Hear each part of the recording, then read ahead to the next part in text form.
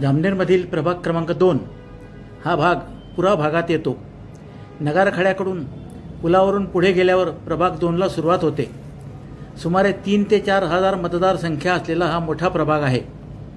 प्रभागातील मतदार हा बहुसंख्येने शेतकरी वर्ग आहे। या प्रभागातील राजकीय समीकरणे निकालावर परिणाम करणारे ठरतात। या प्रभागात धनगर, खाटीक, राजपूत, परदेशी, माळी, मुस्लिम व मराठा अशी संमिश्र समाजाची वस्ती आहे। प्रभाग 2 मध्ये इंदिरा आवाज वसाहतीतील 2 गल्ल्या, विवेकानंद नगर, पुरा भागातील 70% भाग, कस्तुरीनगर भाग समाविष्ट आहे। पुरा भागातील घरांची रचना जुन्या गावाप्रमाणे आहे।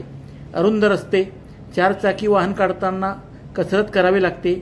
या प्रभागातून शहरात येण्यासाठी नगारखान्याला जोडणारा पूल तयार झाल्याने नागरिकांची मोठी सुविधा झाली आहे।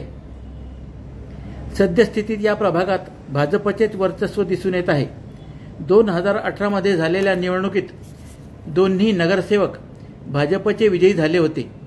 मतदारांशी असलेला दांडगा संपर्क व केलेली विकासाची कामे ही भाजपसाठी जमेची बाजू ठरू शकते।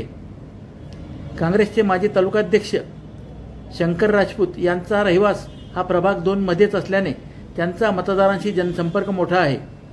संभाव्य प्रभाग रचना व आरक्षण याकडे प्रभागातील निवडणूक लढवणाऱ्या इच्छुकांचे लक्ष लागून राहिले आहे।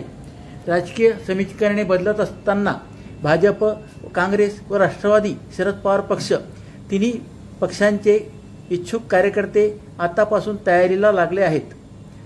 खरी लढत ही काँग्रेस व भारतीय जनता पक्षाच्या उमेदवारात होऊ शकते असे येथील स्थानिक नागरिकांचे म्हणणे आहे।